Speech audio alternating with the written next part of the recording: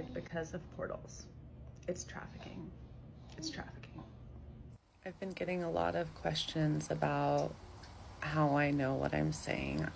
I understand this, although I do think some common sense is wise whenever we're discussing something so sensitive.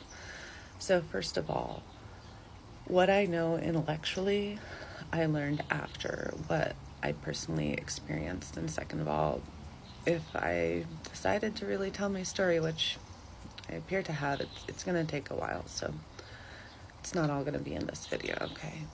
And it's not all going to be in video format. A lot of it is going to be in writing I've already been working on. So when I was 18, I took a gap year.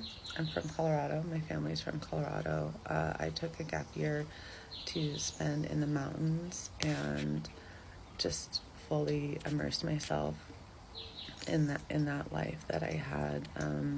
Some family background from a few generations back, but we've been on the Front Range for a while. Anyways,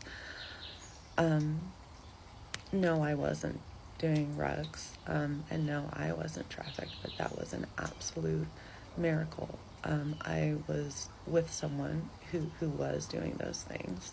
I'm not even going to say how what happened because I don't really know, and I wasn't a part of all of that.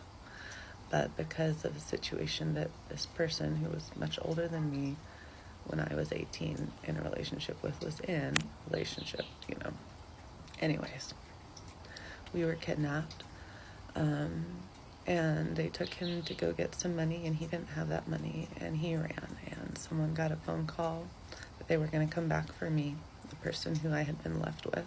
I was kidnapped. Told me something bad was going to happen to me and I should leave because he didn't want to see what happened.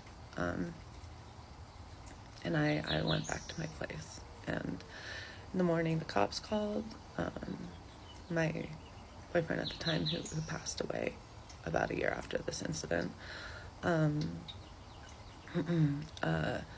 he called the cops because he didn't know what they were going to do to me after he ran because he didn't have the money. The cops called me in the morning. They had been looking for me. They didn't know where I was.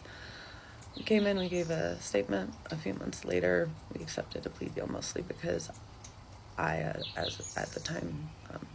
that point I was 19, was really struggling with what had happened, and I didn't have access to the support that I needed. And I think he was worried that I couldn't cope with going through a whole legal battle and being forced to testify when everyone knew I was innocent and what had happened.